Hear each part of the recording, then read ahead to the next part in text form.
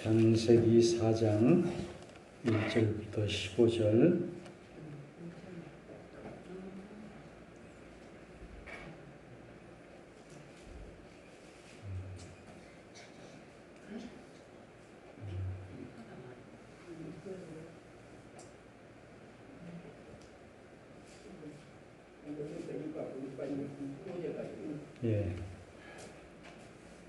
읽겠습니다.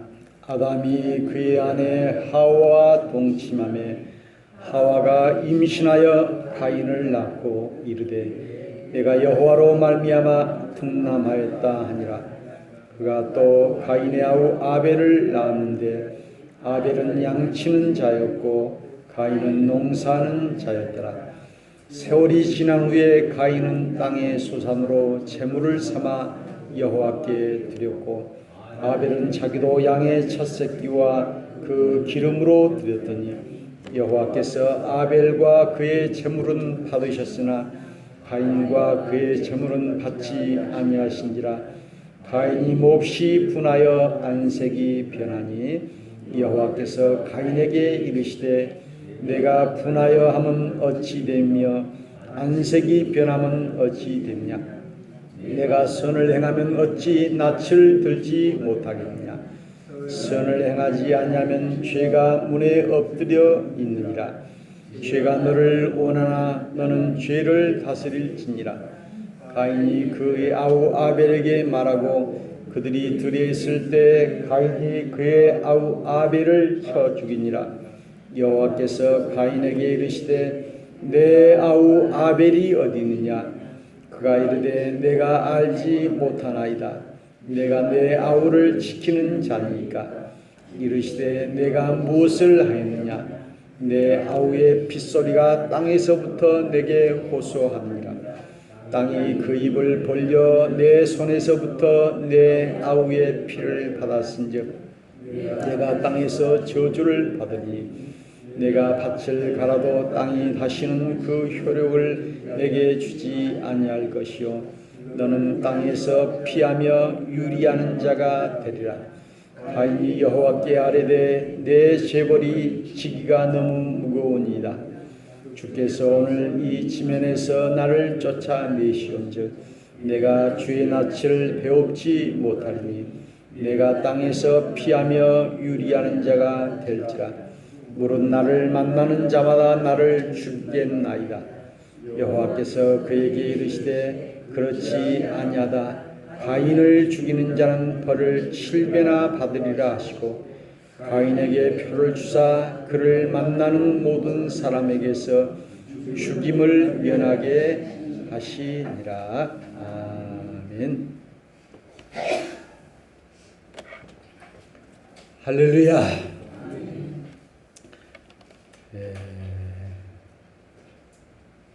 오늘 창세기의 말씀을 통하여 가인이 동생 아벨을 쳐 죽인 사건이 있습니다. 하나님께 제물을 드렸는데 가인은 농사하고 아벨은 양치는 자였는데 하나님이 아벨의 제사를 받으시고 가인의 제사를 받지 않으니까 가인이 동생 아벨을 쳐 죽인 이런 사건을 통하여 첫 살인 사건이 일어나게 되고 그리고 인류는 지금까지 가인의 후예가 되고 그 죄를 또 범하고 있습니다. 살인죄, 간음죄, 사기죄, 폭력죄 여러 가지 많은 죄를 짓고 있습니다. 오늘 창세기에 보니까는 하나님이 선악과를 따먹지 말라 했는데 인간은 하나님이 금하신 것을 따먹고 죄를 범하고 말았습니다. 오늘 창세기 3장 6절에 보니까는 여자가 그 나무를 본즉 먹음직도 하고 보암직도 하고 지혜롭게 할 만큼 탐스럽기도 한 나무인지라. 여자도 먹고 자기 남편에게도 주었다 했습니다. 그래서 죄라고 하는 것은 이처럼 먹음직하고 보암직하고 우리의 시각과 청각과 또 감각을 이렇게 유혹할 만한 그런 것이 바로 죄입니다. 그래서 참 죄의 유혹을 이기기가 어려운데요. 그래서 하나님은 우리에게 에덴이라고 하는 기쁨의 동산에서 영원히 복을 누리며 낙원의 행복을 얻도록 했지만은 죄를 지은 다음에는 아담이 이제 부끄러워서 숨게 되고 또 몸을 무화과 나무 잎으로 가리우게 되고 그리고 그 낙원에서 쫓겨나는 그 실낙원 쫓겨나게 된 것을 우리가 볼 수가 있습니다. 그래서 오늘 여기 그 5절에 보니까는 가인이 몹시 분하여 안색이 변하니, 여기 분하다라고 하는 말은 부러워한다. 좋은 의미에서 우리가 남이 잘 되면 부러워할 수가 있죠. 그러나 이것이 질투와 증오가 되고 이렇게 하면 이게 범죄가 되는 거예요. 분노라고 하는 것이 오늘 성경에 금하는 것이죠. 분하여 안색이 변하니, 얼굴빛이 변한다. 우리 사람도 보면은 그냥 얼굴빛과 눈빛이 변한 사람이 있어요. 얼굴이 하얗게 되고 눈도 하얗게 되고 그래서 이렇게 차갑게 보이게.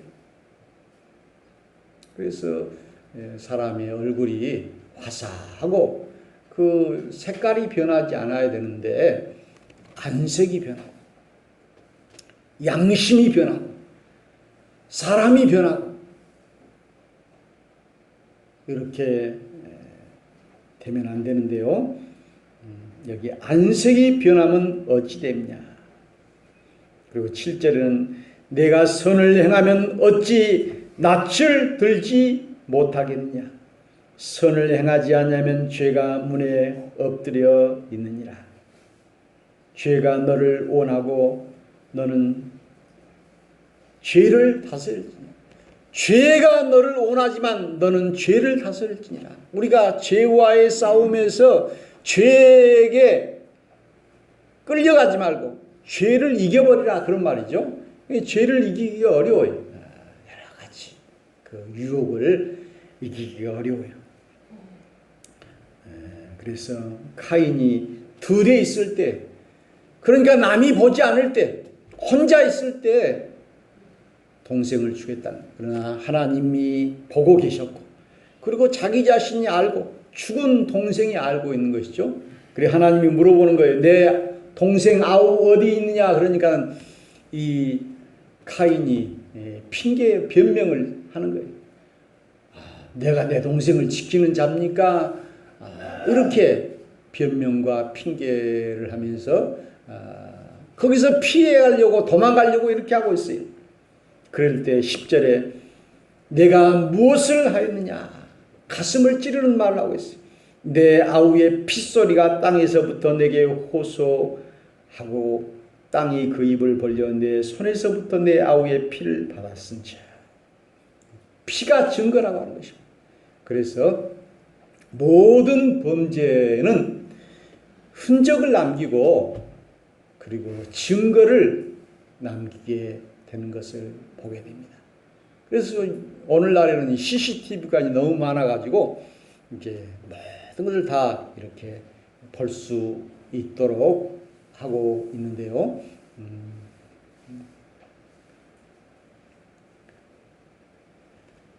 그리고 범죄한 사람은 자기가 범죄한 그 현장을 며칠 후에 또 가본다는 거예요. 어떻게 됐는가 하고 이렇게 궁금해가지고 가본다는 거예요. 요즘 개구리 소년 사건이 이제 해골로 발견되고 지금 장기 미제 사건이 있었지만은 이번 화성 연쇄 살인 사건 30년 전에 그 화성 2km 이내 11건의 살인 사건이 일어났는데 진범을 잡지 못했는데 이번에 DNA를 통하여 진범을 잡게 되고 그런데 이제 그 용의자가 부인해 버리니까는 자백을 해야 되는데 부인하니까는 어떻게 할 도리가 없다고 그러더라고요. 그랬는데 이런 것들을 보면서 우리 인간이라고 하는 것은 악한 사람인가 선한 사람인가? 맹자라고 하는 사람은 성선설을 주장했고 순자라고 하는 사람은 성악설을 주장했는데 우리 인간은 이 두 모습이 다 있는 것 같아요. 그런데 이춘재라고 하는 그 어머니가 하는 말이 내 아들은 그렇게 악한 사람이 아니다. 이춘재에게도 두 모습이 있는 것 같아요. 교도소에서는 남자들이 이렇게 있으니까는 자기 힘으로 어떻게 해보지 못하니까는 거기서는 얌전하게 있다가 연약한 여자들만 골라서 이게 범죄를 하는 것이에요. 그래서 이것이 진작 발견됐다면은 청주 처제 살인 사건도 일어나지 않았을 텐데 하는 그런 아쉬움도 있습니다. 오늘 범죄자는 이렇게 안색이 변하고 또 양심이 화인맞고 그리고 또 이렇게 숨는 것을 보게 됩니다. 자기가 죄를 범했으면 죄를 솔직히 고백해야 되는데 나는 잘못이 없다 하는 그리고 그 범죄한 사람이 너무 태연하고 떳떳하고 그리고 평상시에는 그렇게 친절한 그런 사람의 이 두 양면의 모습을 하고 있는 것을 보게 됩니다.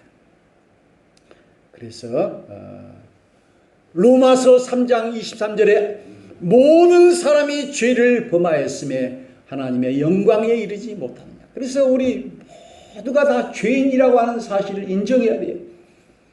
나는 의인이고 너는 죄인이다. 이렇게 자기 자신을 의인화하고 이렇게 해서는 안 된다는 것이 모든 사람 한 사람도 예외 없이 다 죄인이다 라고 하는 사실을 알아야 됩니다.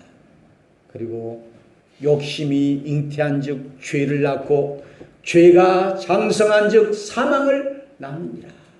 그래서 우리 주님께서는 우리에게 죄를 짓지 않기 위하여 10가지의 계명을 주셔서 살인, 간음, 도적질 하지 말라.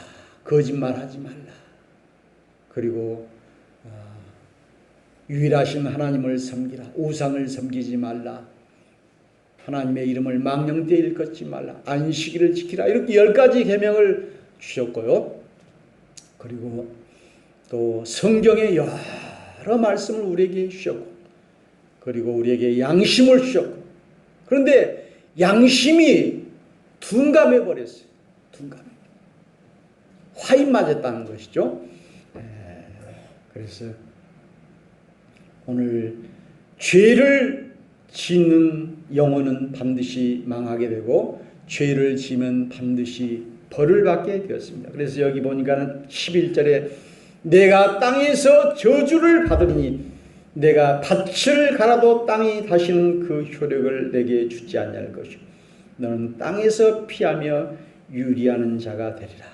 가인이 여호와께 아뢰되 내 재벌이 지기가 너무 무거우니라. 내가 주의 낯을 배웁지 못하며 땅에서 피하며 유리한 자가 될지라. 무릇 나를 만나는 자마다 나를 죽이겠나이다. 죄를 지으면은 사람이 죄책감에 괴로워하는 거예요. 아무도 모르게 죄를 지고 살인을 하고 해서 밤에 꿈자리가 사나워요.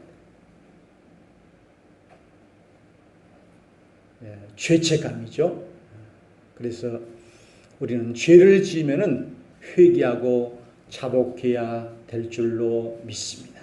시편 51편에 다윗은 하나님, 내가 내 죄를 알고 어머니의 태에서부터 나는 죄를 잉태하였나이다.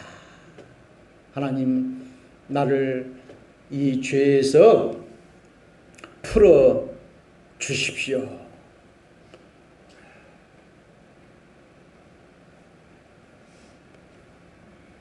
이렇게 고백하고 있습니다. 주의 손이 주야로 나를 누르시오니 내 진액이 빠져서 여름 가뭄에 마름같이 되었나이다.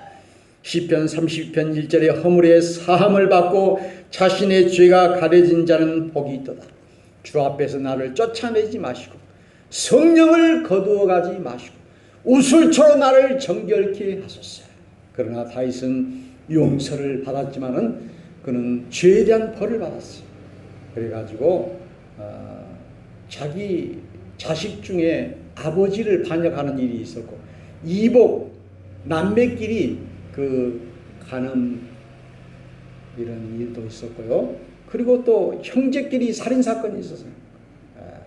이런 벌을, 자기가 지은 죄를 또 자기가 받게 된 것이요. 야곱이도 아버지를 속였더니 자기는 또 장인과 외삼촌에게 또 속임을 당하게 되고 하는. 그래서 서울 사람들은 어떻게 삶냐? 사람을 속이면서 산다. 우리나라가 제일로 사기죄가 크다고 그래. 경찰까지 그냥 보이스피싱 거기에 당해가지고 또 누구는 뭐 3천만 원을 뜯겠느니 이런 말도 하고 있는데요. 오늘 죄와 벌. 그래서 도스토옙스키란 그 유명한 러시아의 작가가 죄와 벌이라고 하는 성경에 나온 이 말씀을 토대로 소설을 쓰게 된 것을 우리가 볼 수가 있습니다. 저도 80년 그 5.18 때 젊었을 때 이제 24살 때 그때 이제 영창에도 가보고 이렇게 했는데 그때는 젊어서 그런지 그런 건 몰랐는데요. 이번에는 검찰이나 경찰서나 법원에 이렇게 가봤더니 그거 갈 데가 못 되더라. 이 심정이 괴롭더라고. 그러니까 그런 데는 멀리 해야 돼요. 죄라고 하는 것은 뭐냐면은 아닌 거, 옳지 않은 것이 죄예요. 안일비자. 안일비자. 그래 헬라어로는 하마르티아 해가지고 화살을 쏘았는데 그 관역에서 빗나가 버린 것이 이제 그 죄예요. 그래서 한국 교회의 잘못된 지도자들은 이단을 욕할 자격도 없고 이단보다 나쁘다 이런 말이 있어요. 오늘 어떤 영상을 보니까 내가 교회를 떠나게 된 이유를 3가지로 이야기하더라고요. 첫 번째로는 기독교인의 자살을 자기가 보았다는 거예요. 두 번째로는 목사의 물적 타락과 성적 타락을 보았다는 거예요. 세 번째로는 교인들은 그냥 살기가 어려운데 교인들의 생활은 돌아보지 않고 먹고 살라고 주일날 일하러 가면 주일을 지켜야 된다. 교회 위주로 이렇게 나가는 것을 이렇게 보고 실망했다. 그래서 내가 교회를 떠났다 하는 그런 영상을 보면서 또 이해를 하게, 공감을 하게 되었습니다. 오늘날 큰 교회도 필요합니다. 큰 교회도 있어야 되죠. 그런데 잘못된 이유가 교회가 크기 때문에 잘못되기가 쉬워요. 왜냐하면 크기 때문에 더 커지려고 하고 그 큰 교회를 유지하려고 하다 보니까는 이제 헌금을 거둬야 되고 또 잘못된 방법을 해야 되고 세상 방식대로 이렇게 돈 내고 돈 먹기 같은 이런 교회는 그 돈이 목적이 아닌데 돈이 하나님, 권력이 하나님 돼버렸기 때문에 이렇게 잘못되었다. 오늘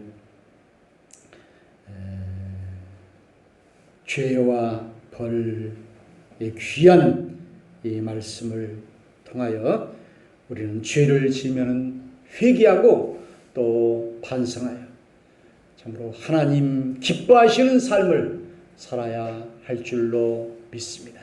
유대인들은 이 병은 죄로부터 왔다. 이런 병하고 죄하고를 연결을 시켰어요. 그런데 꼭 그것이 맞는 말은 아니지만은 어떻게 보면 죄라고 하는 것은 병과 같아요. 병도 몸이 잘못된 것이 병이잖아요. 죄라고 하는 것도 우리 인간의 그 양심이 잘못된 것이. 오늘 우리 장향래 원사님이 왔다 그랬어요. 내가 이쪽을 쳐다보니까 여가 없어요. 그래서 이쪽으로 봤더니 여가 앉아 계시구만. 그랬어요.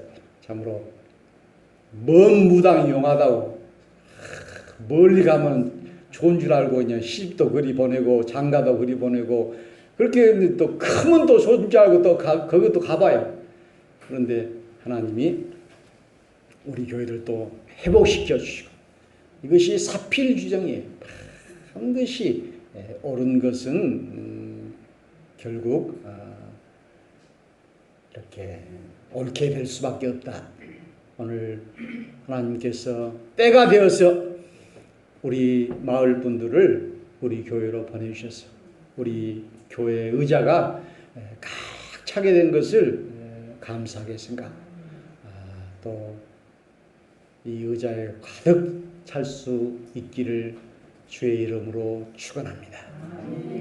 지난번에 태풍 타파가 오고 이번에 또 태풍이 또 미탁인가 뭐 온다고 그러는데 지난번에 그 물을 이렇게 막 퍼내고 나서 이쪽이가 이렇게 물이 고여서 이것을 그대로 놔둬야 되냐 하다가 수요일날 제가 광고를 했더니 그냥 기적이 일어났어요. 그래서 피아노가 여기서 이리 옮기고 이 옮기를 생각도 못했는데 우리 장명수 권사님이 이리 옮긴 것이 좋겠다고 그래서 참 좋은 생각도 하셨고 이것도 이렇게 이 장판도 걷어내고 이렇게 여러분이 전부 기적같이 힘을 합쳐서 이렇게 한 것이 얼마나 감사한지 모릅니다. 그래서 죄라고 하는 것은 잘못된 것이 죄고 죄가 아닌 것은 잘못되지 않고 옳은 것이 이것이 상선벌악이고 권선징악이죠. 그래서 선을 권하고 악을 징계하라. 선을 하면 받고 악을 하면 벌을 받는다. 오늘 제가 그 아일라라고 하는 그 영화가 터키에서도 방영됐는데요. 우리 대통령이 터키 대통령을 만났는데 6.25 전쟁 때 유엔군 32개국의 나라가 참전을 했는데 터키라고 하는 그 나라도 우리 나라에 참전을 했어요. 그런데 이 터키의 그 군인 한 사람이 전쟁 고아인 그 어린아이가 불쌍해가지고 그걸 키웠어요. 1년 반 동안. 그래서 전쟁하는 동안에 그 아이와 사진 찍은 것도 있었는데요.